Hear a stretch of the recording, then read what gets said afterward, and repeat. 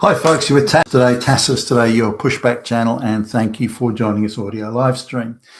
In this essay, I'd like to talk about a Arabic woman who migrated. I'm not sure it's legal or not. I'll say for the moment it's legal, but she was a little vague on this point. But migrated to France some time ago. Now she came from Syria, which had been a French protectorate following the breakup of the Ottoman Empire at the end of World War One. So French was spoken certainly in a number of quarters. One of her parents, I think, had been a school teacher or something like that. But she decided as a young woman in her early 20s, around 23, 24 years old, that she wanted to come to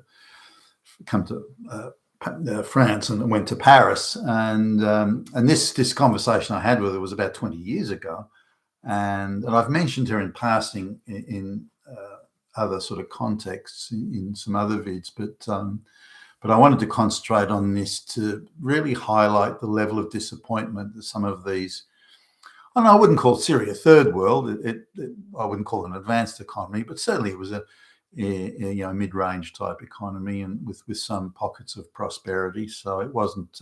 This is before the current sort of wars and military conflict in Syria, but she thought she could do better. Now, I don't think she'd been living a bad life in Syria, but she sort of romanticized the West, the rich white West, and she wanted a piece of this rich white sort of culture and rich white economy, and wanted a better life. Now, I wouldn't say she's lazy necessarily. I think she's prepared to work. So she's not just arriving in France for the government handouts or benefits, but her French is it's a lot better than mine, but I'm not sure how good it really was in whether it had a very provincial sort of accent or tone to it. Her English was quite good, or good enough to have a conversation with me, and she spoke I don't know, one of the Arabic dialects or languages. So anyway, we end up talking. She's works for one of the organizations that has something to do with the business that my company's involved in. And she sort of seeks me out. She's a bit of a social climber, an opportunist. You can see someone who is constantly on the lookout for the big chance. And so there was definitely a sort of a hustler, go-getter type thing about her. But she was the sort of person who's always looking for the shortcut. She doesn't really want to put the work in. Nonetheless, she's pleasant enough to me. So, but I was interested even back then about why would you leave a country to go to another country unless you were reasonably sure that you could improve your circumstances. She says unemployment was high in Syria, 20% or something like that. But her family owned a house, a substantial one from the sound of it, and they'd owned it for many generations. So it wasn't like they had mortgages to worry about. And the parents had employment. Wasn't they weren't rich, but they could, again, they had no mortgage. They could afford to run a car. Doing okay. She was getting jobs with sort of clerical type jobs there, but wasn't really going anywhere. She didn't really see if you didn't sort of want to marry into the traditional sort of Islamic family. She didn't want that, and even though she was Muslim, she certainly was not devout or pious in any way, and considered it sort of something that was quite restrictive for what she wanted to do. Wouldn't have described her as feminist necessarily, but she was interested in using her feminine wiles to get what she wanted. So there was that. But I wanted to concentrate particularly here on her bitter resentment that life in France hadn't turned out or unfolded as she'd imagined or dreamed. So she'd had these schoolgirl dreams of she would go to France and would get this well-paid sort of job, would be in a or in a situation where she'd be a say a receptionist, but in a place where she'd be surrounded by very rich, very handsome, very powerful men that would sweep her off her feet and give her a luxurious lifestyle, which she believed she was entitled to. So she'd had this very sort of romantic, dreaming big type vision that I assume many young girls have, but she wasn't going to make the money herself or succeed herself. She was going to, again, meet an incredibly handsome and astonishingly rich Frenchman who would prefer her over all the local French girls, which was a stretch in itself. But anyway, so she it didn't turn out this way. She's bitterly disappointed with it, and is going on about how the French boys, French men, don't seem to take any notice of her. They must all be gay or blind or something. Now she's not much to look at, so if beauty was the big trump card she thought she had, then she was sorely mistaken in my view. So what did she have? Was she particularly bright? Well, no, she was cunning. And had that sort of rat cunning type sort of thing about her, but wasn't bright in any, like she wasn't going to find the cure for cancer or something. So an IQ of, I don't know, 100 at best, and again, not lazy, but certainly not someone who's going to bust their ass, and again looking for the shortcut and the easy way out, and spending so much of her time on that she wasn't doing work and things that could have maybe made a difference to her circumstances. She complained that French companies didn't really want to hire her, and so she ended up working for Arabic businesses that were in France or in Paris, and because she was could speak English, Arabic, and French, that they were useful to, because a lot of them were trading businesses and things like that. So, but they paid shit money because they knew these Arabic people can't get well-paid jobs in French companies. So she's got to live in quite humble circumstances. Her bedroom, she says, is the size of a broom closet, and it's on the fourth floor of a building or fifth floor or something with no elevator. So she's having to go up and down stairs all the time, and so she's living in the poorer end of town, and she's disappointed with that.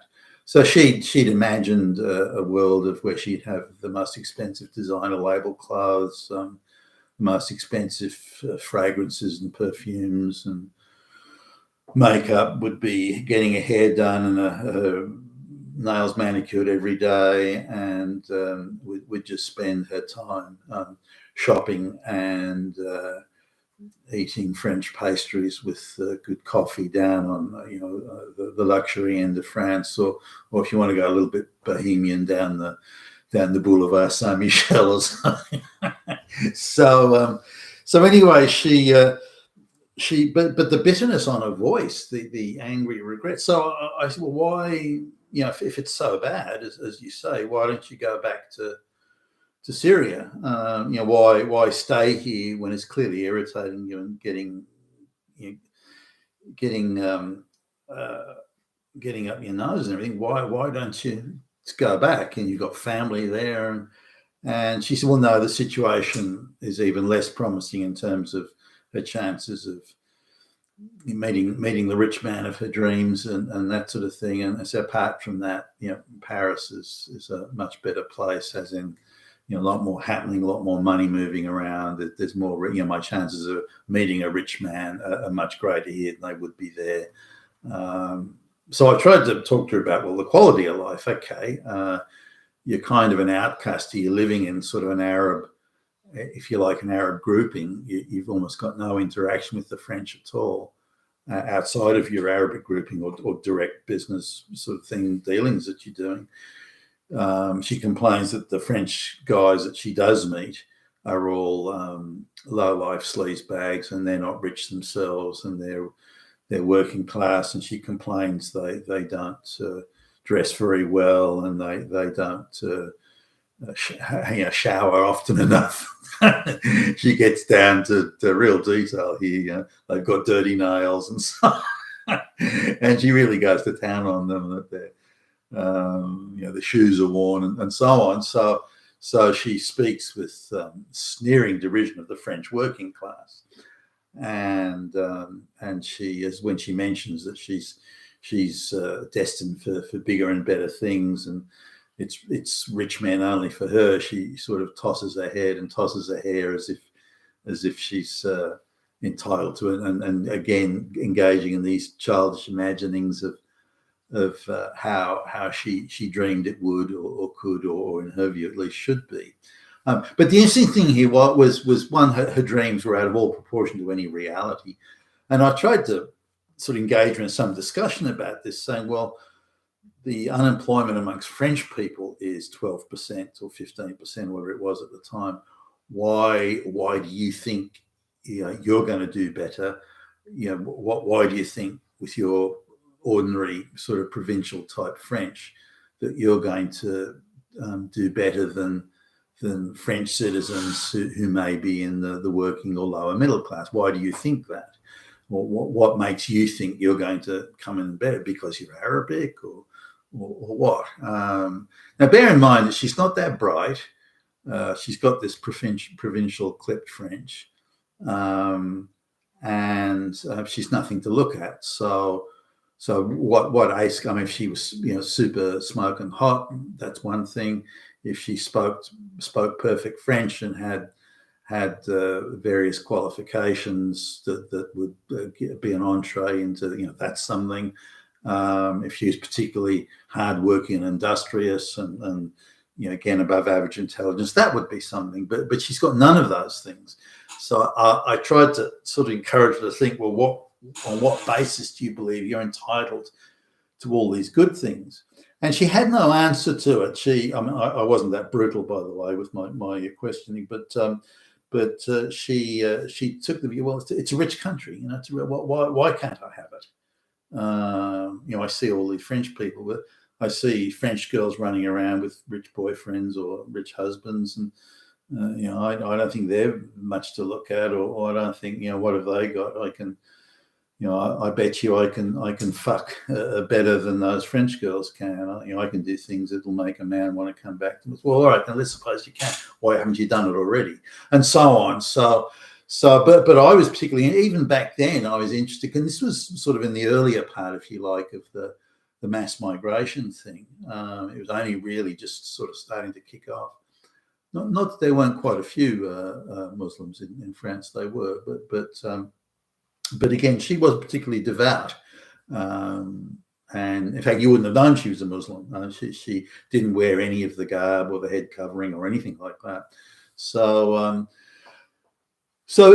But to me, it illustrates the thing that the people in not even the third world, the lower end of the middle grouping of world economies, they have this fantasy version of the West, that the West is swimming in so much money that all you have to do is arrive, and that money will somehow fall on you. And if it doesn't, then it's because the French people, the white people, the Western people, are all a bunch of racist, fascist, Nazi, Hitler, racist, white supremacist, whatever. For example, her inability to get jobs in good jobs, and she doesn't want just a job in a retail store. So her inability to get jobs in French companies, prestigious jobs, she puts that down to racism. Well, why do you believe it's racism? Well, I want it and they don't give it to me. It therefore must be racism. And they move, even back then, 20 years ago, they moved quickly to that. That's the answer. That must be the reason. So, well, no. So I try and explain it to her that look, you've got no qualification. You've got some bullshit local qualification in Syria that's not recognized anywhere. and why should it be? It's not like it's to a high standard, for goodness sakes. So so why why will you be able to get a job? Why don't you go and do some local courses? No, it takes too long, too expensive, can't be bothered. Why should I have to do it? I know French people that don't have degrees from the Sorbonne. Why do I have to get it and they don't? That sort of rationale. But again, you come back to, she didn't think that her limitations that were substantial should prevent her from getting all the goodies, and thus the bitterness. But the refusal to go back, but to instead walk around bitter and angry and say it's all the fault of the French, that I'm upset like this. It's all their fault that I don't have the rich boyfriend that showers me in endless goodies. It's their fault that I can't get a fancy, prestigious job. It's their fault that this, and then it's their fault that. But she takes no responsibility for it herself. So these people who are in some sort of in-between state where they refuse to go back to their country of origin, they are unable to realize the fantasies that they had of life in the first world country. So all they do there is sit and smolder, wanting to think, well, if we just overthrow the system, then automatically all these goodies that I dreamed of will just will come to me. And I just wonder how many of these migrants, legal or not, think that way. I would say the majority of them. You've been with Tasteless today, your Pushback channel. Thank you for listening.